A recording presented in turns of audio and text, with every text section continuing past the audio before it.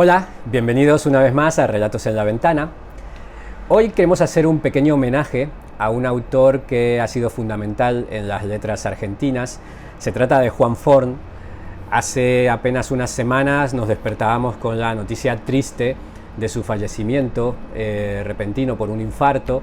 Juan Forn fue un hombre fundamental en los años 90, sobre todo para establecer esa nueva generación que, digamos, hizo una especie de puente entre la generación del boom latinoamericano y la actual, la contemporánea. En su caso, además de publicar este libro de cuentos que os voy a traer hoy a continuación y algunas novelas muy importantes, también fue muy destacado su trabajo como editor. Él trabajó en MC y en Planeta. Y en esa función de editor, digamos que abrió las puertas a muchas personas, muchos escritores que hoy en día son fundamentales en las letras latinoamericanas, como por ejemplo Mariana Enríquez, o podemos nombrar también más recientemente el caso de Camila Sosa Villada. Bien, y en su faceta de escritor, este libro que voy a traer, que es Nadar de Noche, fue un libro que digamos que también muy importante para su generación. Se publicó en 1991, yo también lo recuerdo mucho, en ese momento yo tenía 20 años en Buenos Aires, y fue un libro que a mí me gustó muchísimo. Cambiaba, digamos que actualizaba un poco el lenguaje de la literatura. Sin más, quiero leeros el cuento que da título a esta colección, que se trata de Nadar de Noche. Era demasiado tarde para estar despierto, especialmente en una casa prestada y a oscuras. Afuera, en el jardín, los grillos convocaban empecinados y furiosos la lluvia, y él se preguntó cómo podían dormir en los cuartos de arriba su mujer y la beba con ese murmullo ensordecedor.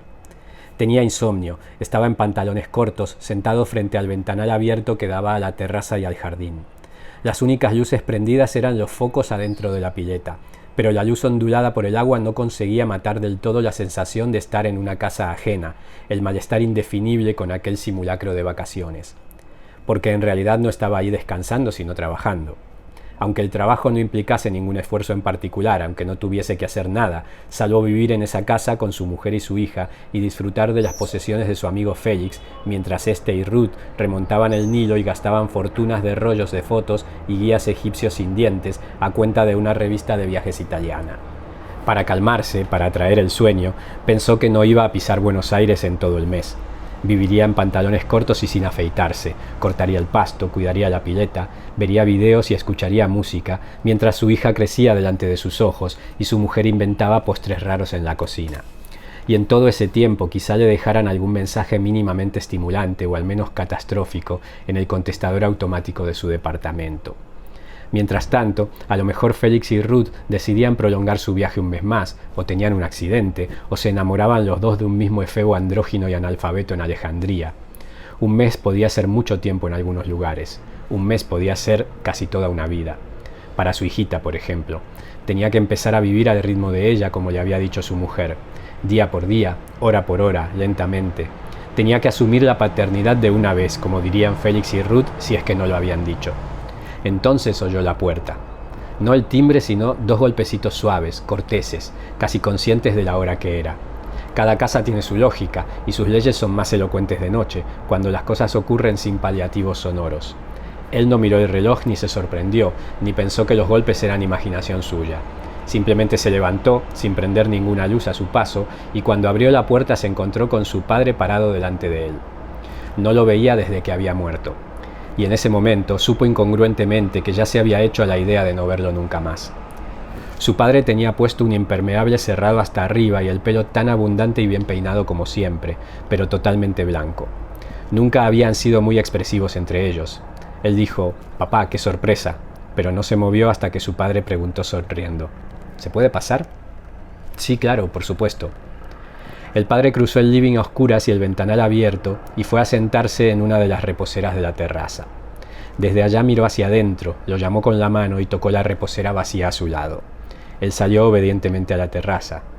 Dijo: «Dame el impermeable si querés, ¿te traigo algo para tomar?». El padre negó con la cabeza ambas ofertas. Después se estiró todo lo que pudo y respiró hondo sin perder la sonrisa. «Va a llover en cualquier momento», dijo. «Qué maravilla. ¿De día es así también?». «Mejor. Para Marisa y la beba especialmente». «Marisa y la beba. Debes de tener un montón de cosas para contarme, ¿no?». Él sintió que se le aflojaba apenas la mandíbula. En los sueños en que volvía a verlo, su padre siempre estaba al tanto de todo lo que les había pasado a ellos en su ausencia. Sí, claro, dijo. Supongo que sí. Por supuesto, no pretendo que me pongas al día con las noticias. Obviemos la política, el trabajo, el mundo en general, si es posible. Las cosas domésticas me interesan.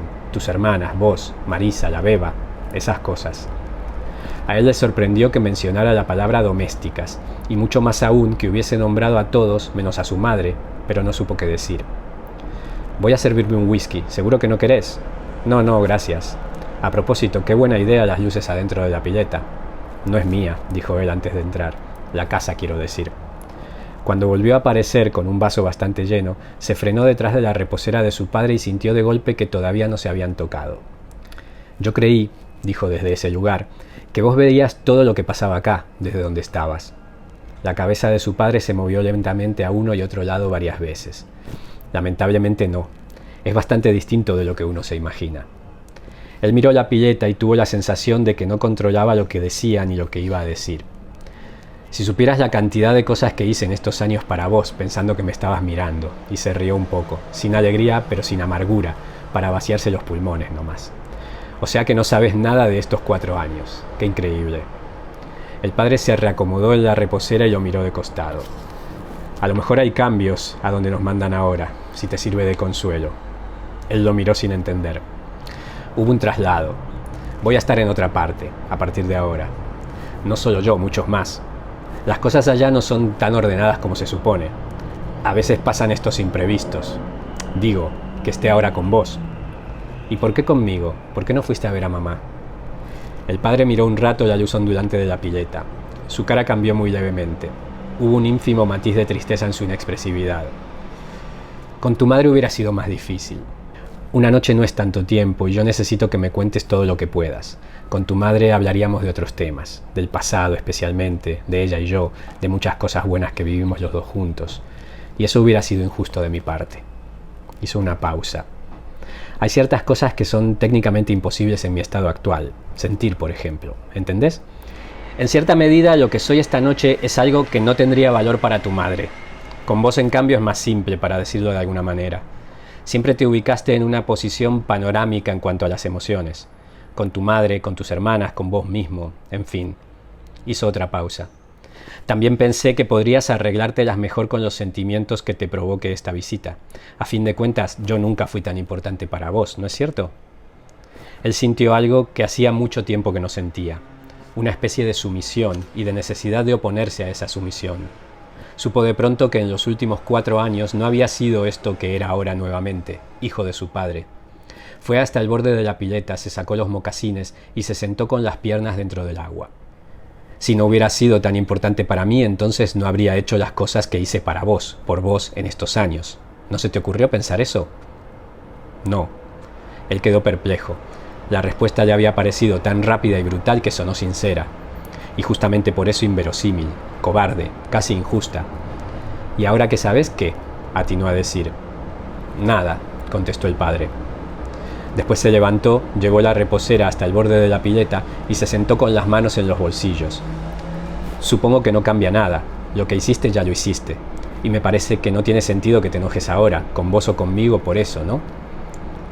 No solo era inútil, además empezaba a sentir que no le era lícito, frente a la condición de su padre, cuestionar nada, ni permitirse esa belicosidad insólita. La necesidad de oponerse se desvaneció y solo quedó la sumisión, no ya dirigida a su padre, sino a un estado de cosas, a una abstracción obtusa e inabarcable. Es cierto, dijo, perdón. Se quedaron callados un rato, hasta que él dijo, de todas maneras exageré un poco, no fueron tantas las cosas que hice pensando en vos. El padre soltó una risita, ya me parecía. Un relámpago rajó en 2 el fondo del cielo. Cuando sonó el trueno, el padre se encogió y volvió a irse su risita. Ya casi no me acordaba de estas cosas. Es notable cómo funciona la memoria, lo que conserva y lo que deja de lado. Los grillos, dijo él, ¿los oís? No me dejaban dormir, por eso estaba despierto cuando llegaste. Después de decir esas palabras dudó. ¿Los grillos? Pero lo pensó mejor y prefirió quedarse con la duda. Bueno, dijo el padre con voz muy suave, a lo nuestro. ¿Puedo preguntarte algo antes? La reposera crujió. Él hizo un esfuerzo para mantenerle la mirada a su padre. Como quieras, pero ya sabes cómo es eso. Una vez que te enterás, difícil que puedas borrártelo de la cabeza. No es una amenaza, lo digo por vos, simplemente. Sí, ya sé, dijo él, y preguntó con voz insegura. ¿Todos van al mismo lugar? ¿No importa lo que haya hecho cada uno? Eso es algo que podría haberte contestado desde los 20 años más o menos. Siempre sospeché que importaba más en vida que después. En cuanto a la otra pregunta, no es exactamente un lugar a donde van, pero sí, todos van al mismo, en la medida en que todos somos relativamente iguales. El modo de vida de tu vecino y el tuyo, por ejemplo, se diferencian tanto como tu estatura y la de él. Son matices, y los matices no cuentan. Digamos que hay, básicamente, solo dos estados, el tuyo y el mío. Es bastante más complejo, pero no lo entenderías ahora. Entonces, vos y yo vamos a encontrarnos de nuevo, en algún momento, dijo él. El padre no contestó. ¿Importa algo estar juntos allá? El padre no contestó.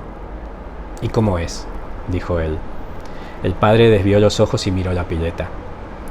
Como nadar de noche, dijo, y las ondulaciones de la luz se reflejaron en su cara.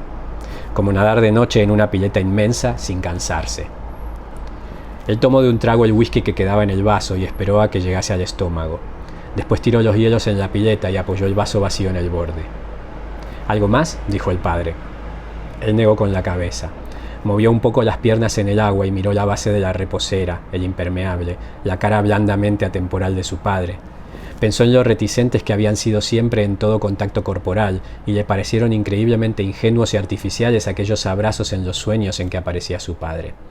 Esto era la realidad. Todo seguía tal como había sido siempre y recomenzaba casi en el mismo punto en que quedara interrumpido 4 años antes, aunque solo fuese por una noche. ¿Por dónde querés que empiece?, dijo. Por donde quieras. No te preocupes por el tiempo, tenemos toda la noche. Hasta que termines no va a amanecer. Él respiró hondo, largó el aire y supo que había entrado en la noche más larga y secreta de su vida. Empezó, por supuesto, hablando de su hija.